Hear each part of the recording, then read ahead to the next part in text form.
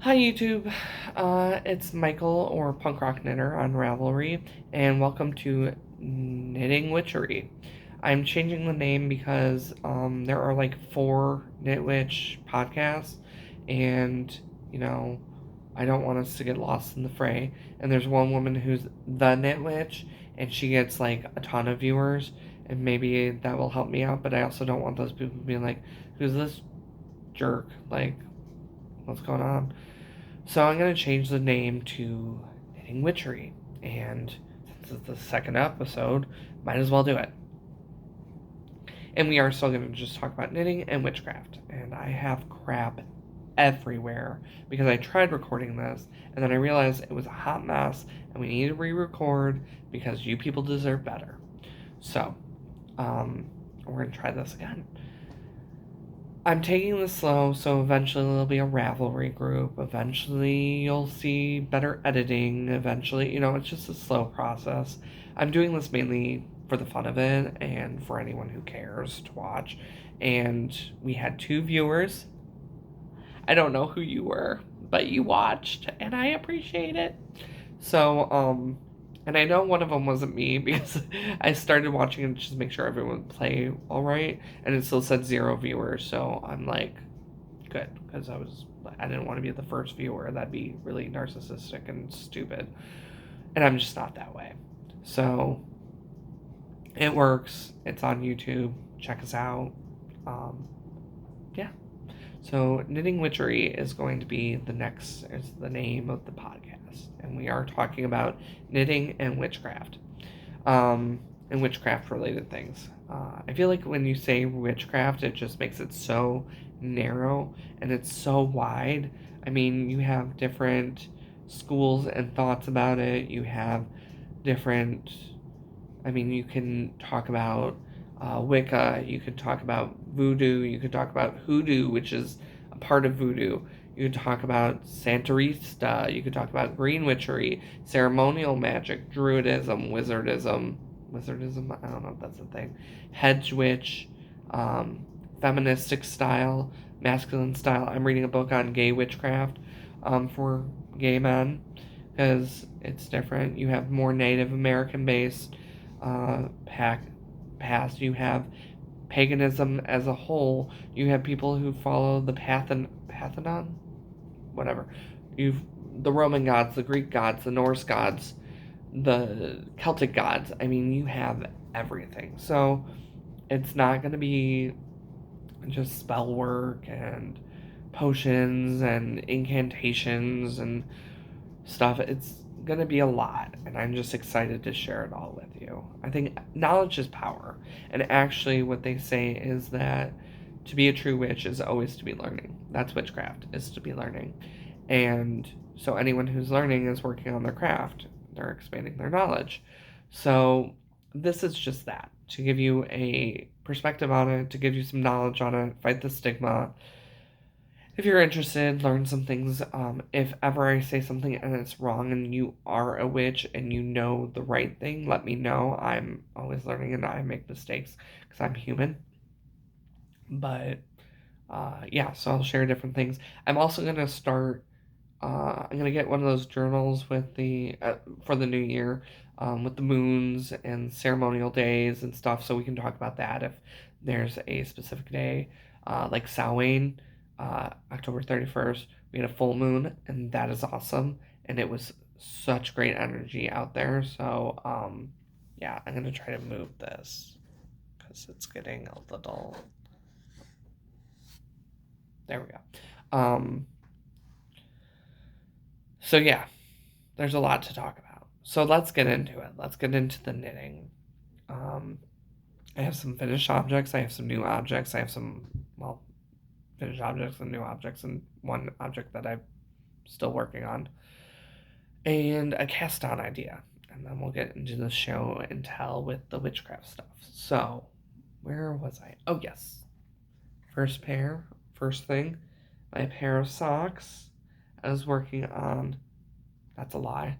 I just dropped it. Let's see if I can get it with my feet. I'm super talented.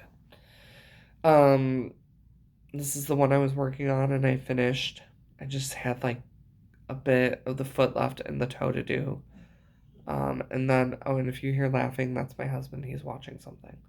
Um, so yeah, and then this one looks like this. I was gonna tell you last week that I wanted matchy matchy, but I would have been missing out on that cool yellow and red. So I decided to just do two separate ones. I like them. I was wearing them on Tuesday. I was so excited because I finished them on Tuesday and I was going to wear them out and we were going to go get dinner. And then we went to the gas station. It was beginning to rain.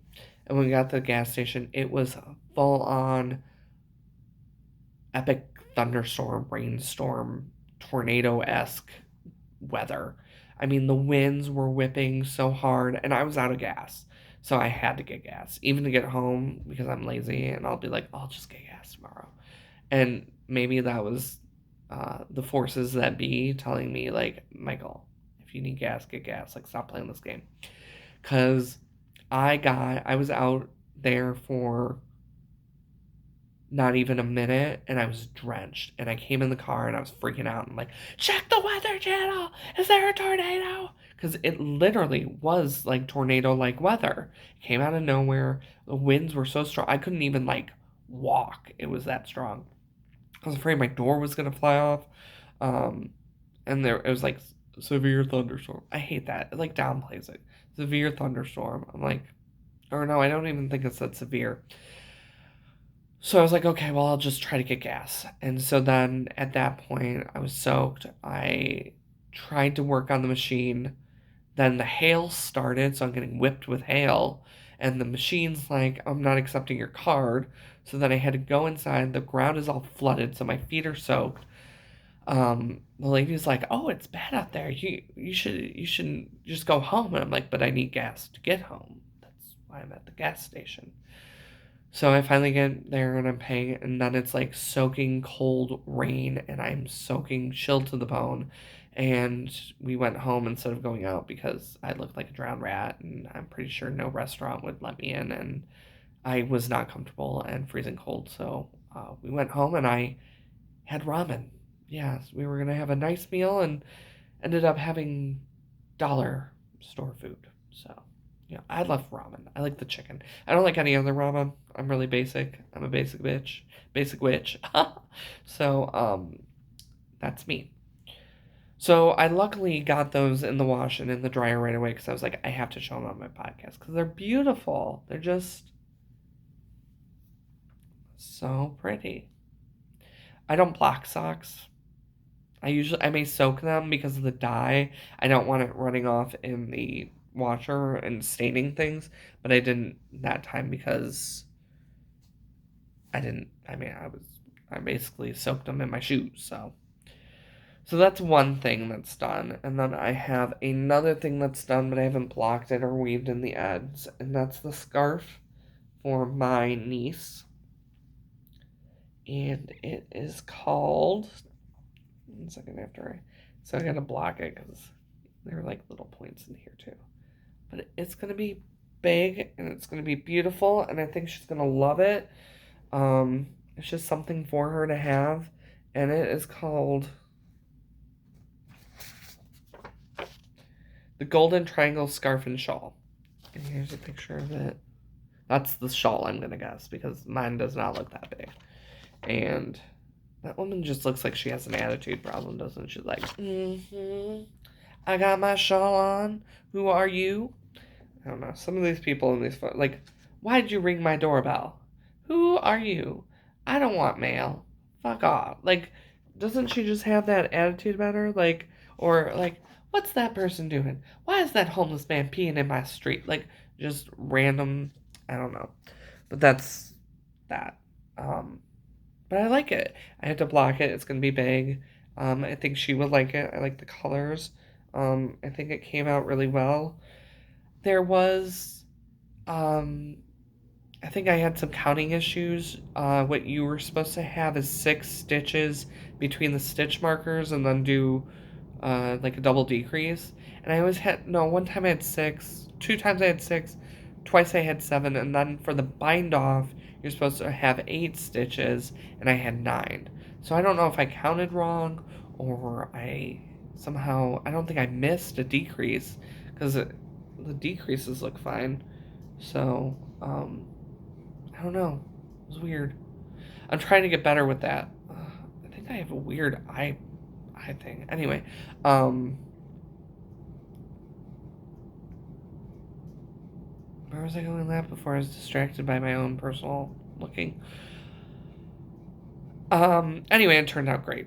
I liked it. I just have to weave in the end. I hate weaving ends. I'm half tempted to be like, you know how care.com has like you can clean your house? Can I hire someone to weave in my ends? I'll pay you $10 an hour. I don't even care if you're here for 20 minutes and weaved all the ends in. Just do it. Like I don't care. So I have to do that. And blocking, I hate blocking. I suck at blocking. I'm terrible at blocking. I've been blocked from the blocking. I'm just blocked. So, another thing down though.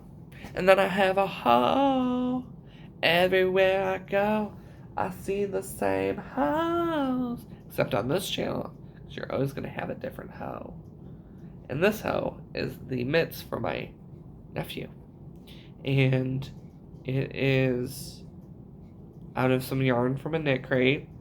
I love their yarn. I gotta remember to keep the ball bands, and I kept one, so I'm making progress. So here you go. It's just a mitt. What I did, oh, and I said this in the other one. What I like about mitts for increases and decreases that I'm gonna do for future is knit front to back, because you don't get holes. If you're doing increases and it says make one, just do knit front to back. It's the easiest and it looks good. You don't have holes. I don't know. I made kind of like a nubbin on the end of the thumb, but whatever. See, it's like a little whatever. Who cares? I don't think he'll care. And honestly, if he's like, this is so ugly, I'll be like, kid. Mm-mm. So I have one person's Christmas gift done, half of another's, and I am starting on another person, so we'll just jump into that. I am making my nephew, so I have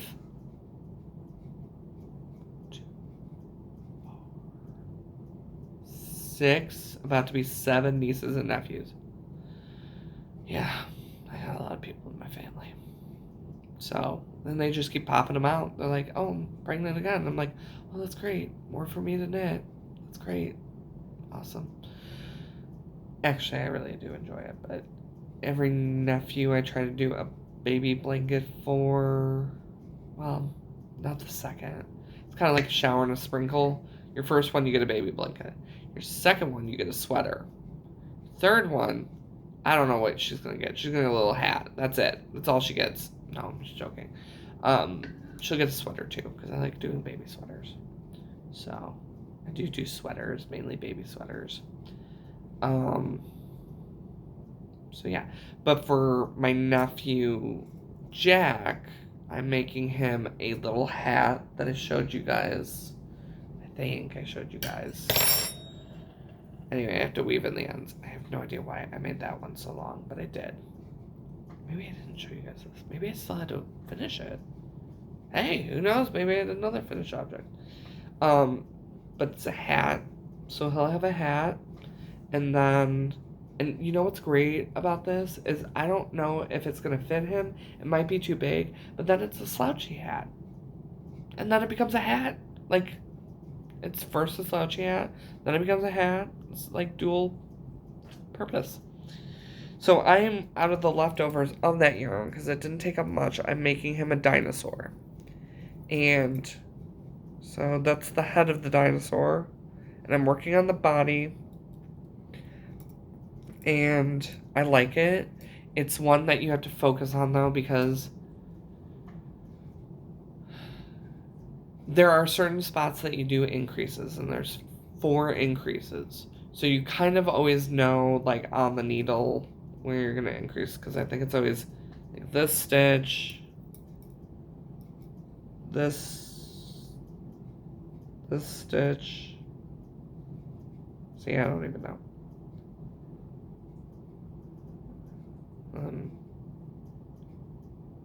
The last stitch and I don't know. Anyway, but it goes in a pattern, so you're always increasing on the same stitch. It's just increasing the distance to that stitch, between that stitch. Like you do a knit 5 and then you'd increase, the next round it'd be a knit 6 increase. So it's always the same stitch because that's just how it works. But I'm making this, he's gonna have a little dinosaur, and then it's like a stegosaurus. Let me see. It's called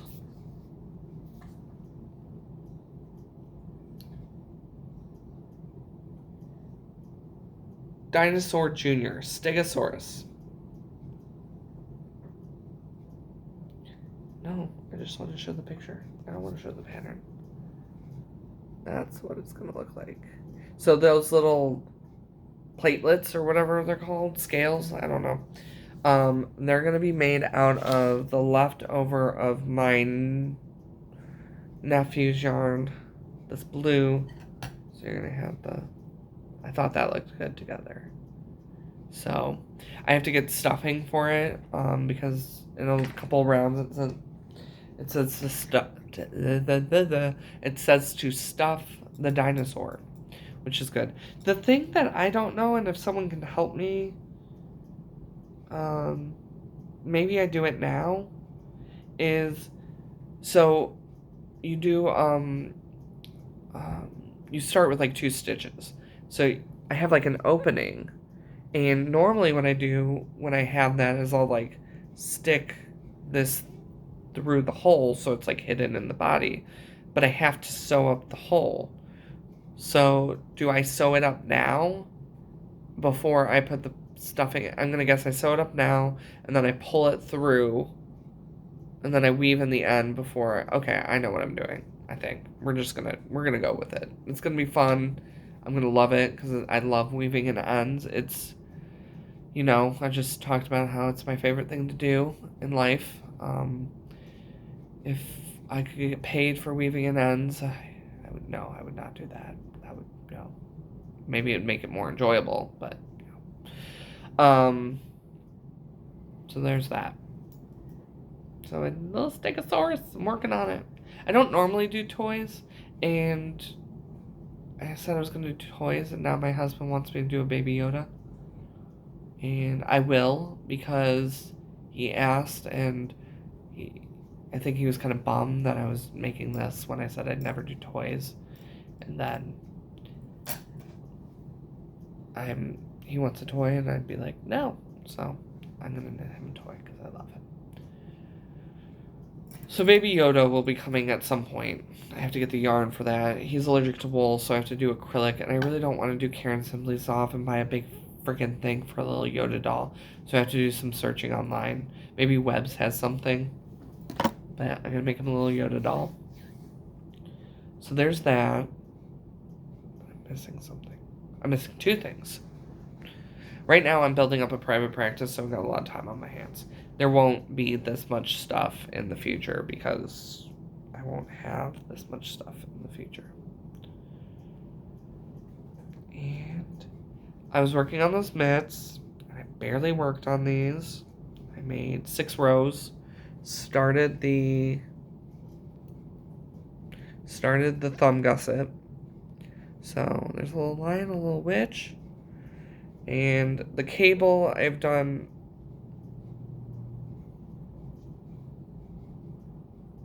one cable pattern repeat, so it doesn't really look like much. It just looks like it's bunched together. But there will be the row that I'm on is another cable work, so I just am so tired of this green yarn. It just brings me no joy. And I can't find the damn hat. I made a damn hat, and I want to know where it is. But I also found another bag of knitting stuff. So this is my plan. This is what I'm doing. I have all these bags of random knitting shit that I'm lying around the house that I need to get rid of, projects that were started and then just stopped, or yarn that I was like, you're in timeout for forever. And then right now, because I'm building my private practice, I really don't have the funds to be buying new, really awesome, amazing, cool yarn, which I love to do, and then I can't. Um, so I'm going to slowly work through those piles of stuff and then collect the yarn and have a bigger yarn pile. So I watch these podcasts and people got I don't know if anyone ever still watches her, but she was like one of my first people knitting looms. Her cabinets were full of yarn. It was pretty. I wanted it. Smells Like Yarn is still going. He is great. He does commercial yarns, and I think it's interesting because I will admit I am a yarn snob. I got nice yarn, and I like nice yarn. And I will knit with Joann's, Michael's yarns and stuff. Generally, I don't like to. I don't know why. I'm a yarn snob. You know what? We all have our faults. But he does like Red Heart, Burnett, Karen Simply Soft, and he does amazing things with it. And then I sit there and I go, I want to do that. And it's affordable. So I could have these amazing yarn things. But then I like the little skeins where they're all twisted and they look all pretty. And they don't really have that with Joanne and that. It's big bumps and balls and or not balls. Is that a skein?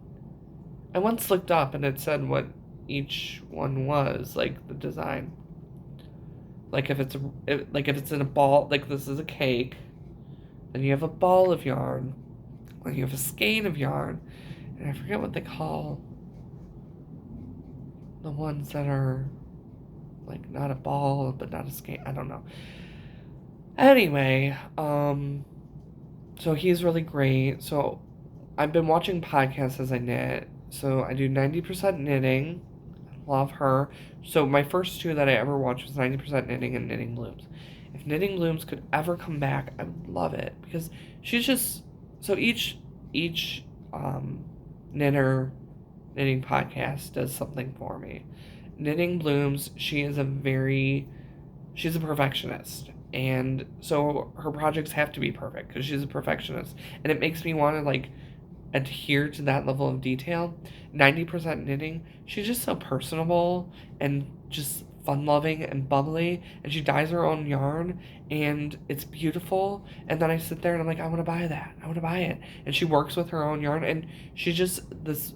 It was cool to get to see her go from not even dyeing yarn to starting her business to see where it is now. And, I just admire her for that. Uh, I do Gentle Knitter, the Gentle Knitter. She is very soft spoken. I think she is a witch or practices not maybe witchcraft, but nature based practices. Um, I don't want to like call her out. I'm sorry if I called you out or something, but I think it's something you shared once, and maybe you are not, and I've just made false accusations. But anyway, her she likes to work with softer, quieter colors and does, I like loud colors. But then she'll knit these softer projects and I'll be like, these are friggin' beautiful. And I don't know how she doesn't like if if I get bored with this and she has a light pale gray and she's making a sweater, part of being attacked by yarn. Part of me is like, wow, that's lovely. Um, that's amazing. And just, it's beautiful. Her work is beautiful. Then I have Bakery Bears, and they're so fun. And they're British. I think they're British. Yeah, they're British. I think so. I don't want to assume, but they've got accents, and the guy has gone through so much, and they just play off each other so well. And um, so there's that. So those are the ones I'm cycling through right now. I'm probably going to add more. Like I said, I saw more witchy knittering knitting podcast, so I'll probably look into that. But yeah, so um, I hope when I ask them to watch my podcast and reach out to them, they will see this and know that they are appreciated because podcasts are appreciated. Um, so yeah, dinosaur hand thing that I, but I will knit through it because that's just what I do. It's the sacrifice I'll make. It's just what I'll do. So there's that one. And then, oh, I was gonna make coffee. All the podcasters always have coffee. They're always drinking coffee, and it looks so comfy and warm. And I forgot my damn coffee. And I love coffee. I'm addicted. I think I had coffee the last one. Yeah, you guys saw me with coffee. This is me without any coffee, and this is my high energy without coffee. God knows what it's gonna be like today. So I made my friend a blanket, and I made it out of Lion Brand Hometown USA wool. And so I have all this leftover, like, I guess I could return these. I don't even know where the receipt is. So I have 2 full bowls. Then I also have, like, leftovers. So I decided I'm going to make a scarf. Because this is the first thing that is sitting in... Seriously, did I poke a hole in this bag? No. This is something that's been lingering, and I am like, oh, what am I going to do with this? I guess I'll just let it sit there. No. I'm going to make a hodgepodgey scarf. And you know what? If it doesn't look that great, I don't care. Because it's going to keep me warm, and it does its purpose. So I like these needles. I bought these, I think, from Joann. They're size 15, and they had this, so it's like 2 separate needles, just longer. So, am I on the right side? No, that's the back side. So, when I was knitting this, and this is called...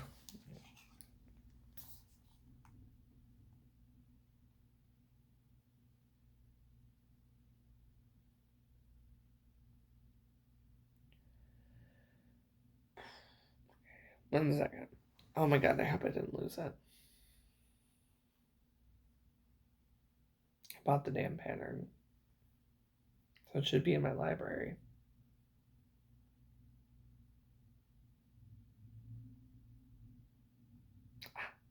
It's the Burton scarf. And the image is not really great to see. You can't really see the scarf real well. And that makes it even worse because it's a screen. So I was like, it looks like a cable. And so I was like, oh, I love cabling. Cables are my jam. And so I was like, oh, that works. But it's this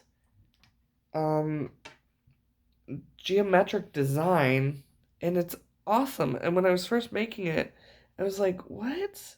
This makes no sense. I was like, this looks terrible. But actually, as you knit it, I think it looks pretty friggin' cool. So this is definitely a pattern I have to think when I'm doing. So I have a lot of ones that I have to think while I'm knitting. I mean, I could start the second mitten, and that one I don't really have to think about. The mitts I don't really have to think about, but I kind of do. To kind of pay attention. So because I have technically 1, 2, 3,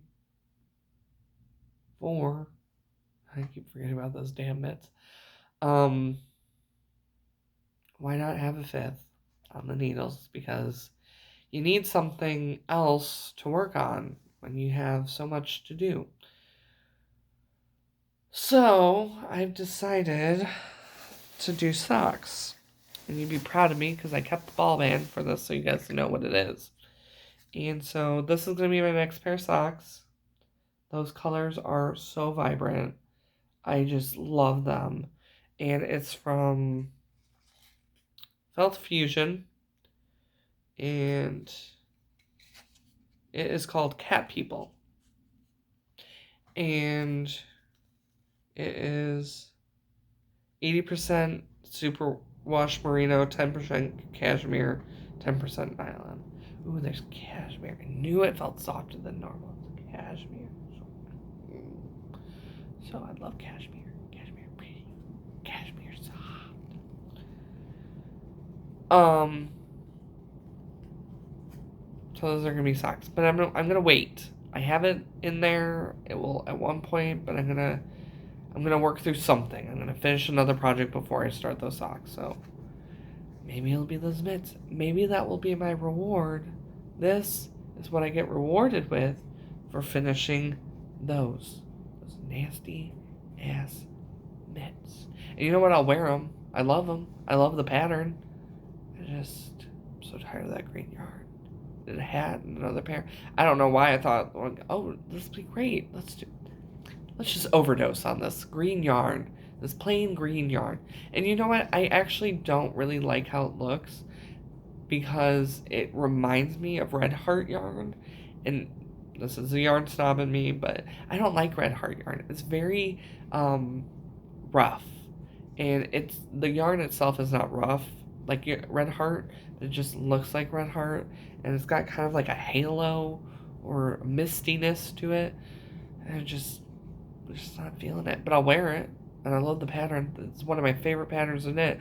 I probably made like 4 mitts out of that pattern. So it's not the pattern. It's just the yarn. I don't like it. And it was a knit crate, so you have to buy it. You have to use it. I mean, I can't send it back and be like, I don't like this. It's ugly.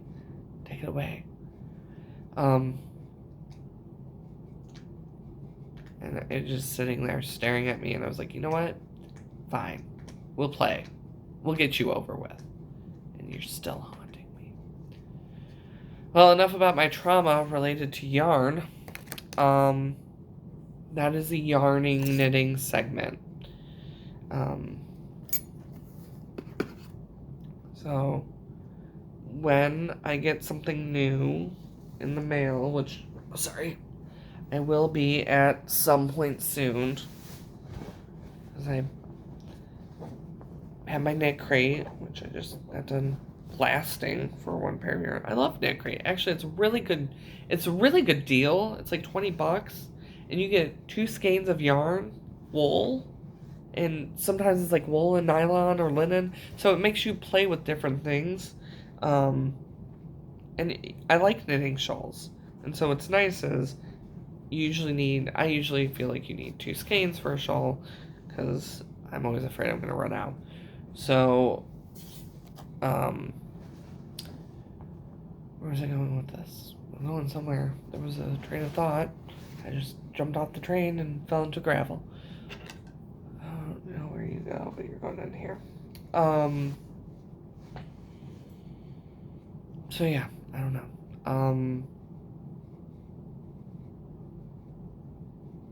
Yeah, where that was going, I have no idea.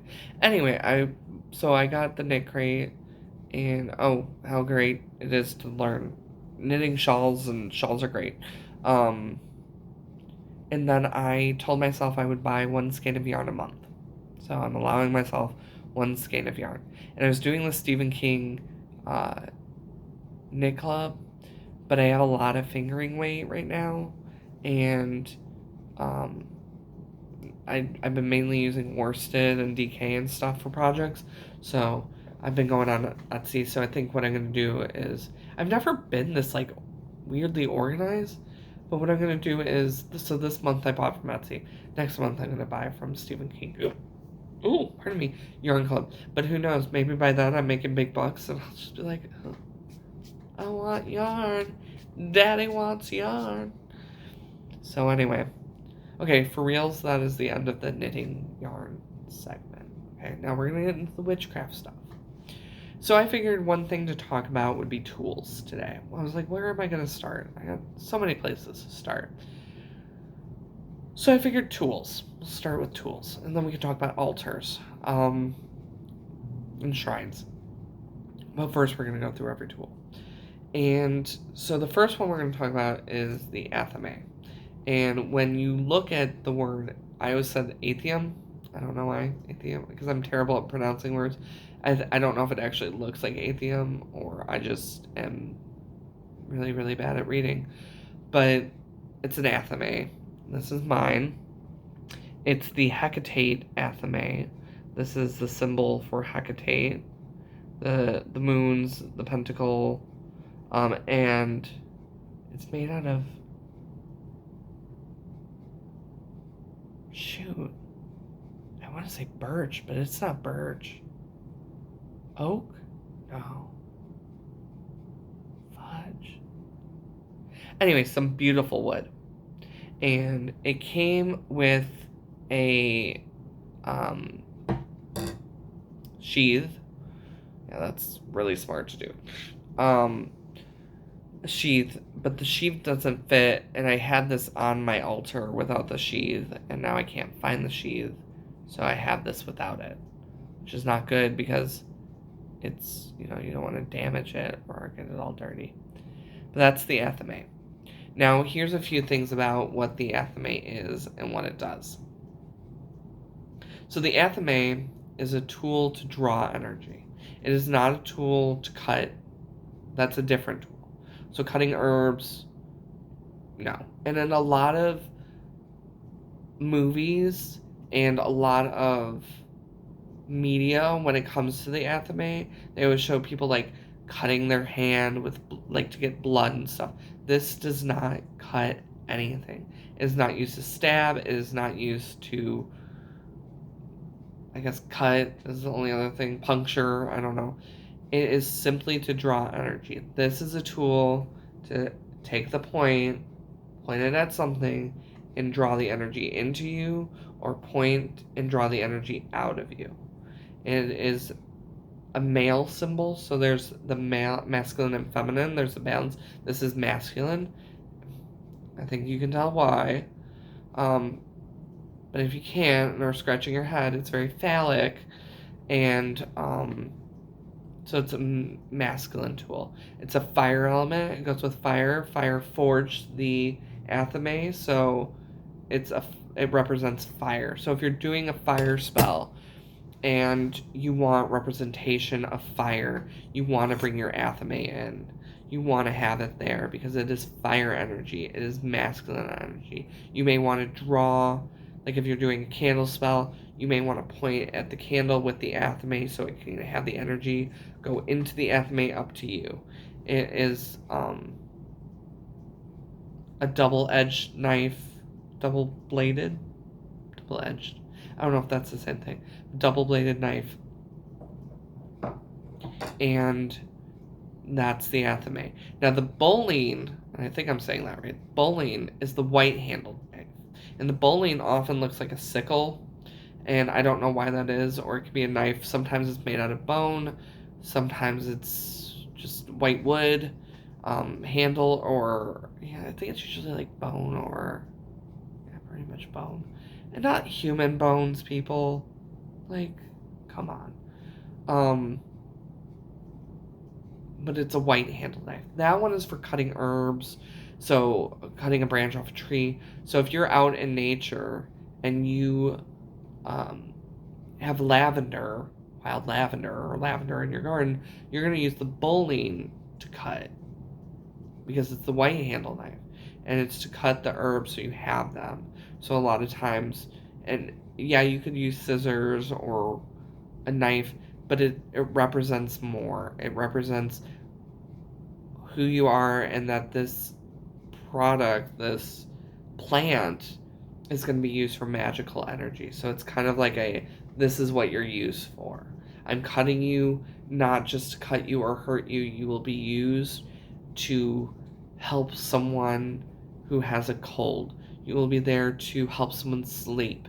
You have a purpose. I am giving you a purpose. I am taking from the earth, but I am also giving back. So that is the bowline. So you have two knives. The bowline is not kept on the altar. I don't think I've ever seen an altar with a bowline on it. They have a section for supplies and tools. So like if you had your bowline there, it'd be fine. But there's not like a spot on the altar for. There is a spot on the altar for the Athame because it is a symbol of power. So next time you're watching a movie and there's a witch slicing her hand open with a double-bladed knife, and or in Charmed, I think the like demons use the Athame, just totally not cool. Um, you can say that's false representation. I know what that is. I know what that means. I know what it represents. I know how people use it. So that is the Athame. Um, oh, I'm going to show you this. This is a great, if you are really interested in looking into the craft, not just the movie, but the actual craft. And the remake was okay, but come on, you guys, the original. If, okay. If you are like 13 or 12 or whatever, and you saw Craft Legacy and you're like, oh, I watched The Craft, you did not watch The Craft. You go to the 1996 and you watch that Craft, because that is The Craft.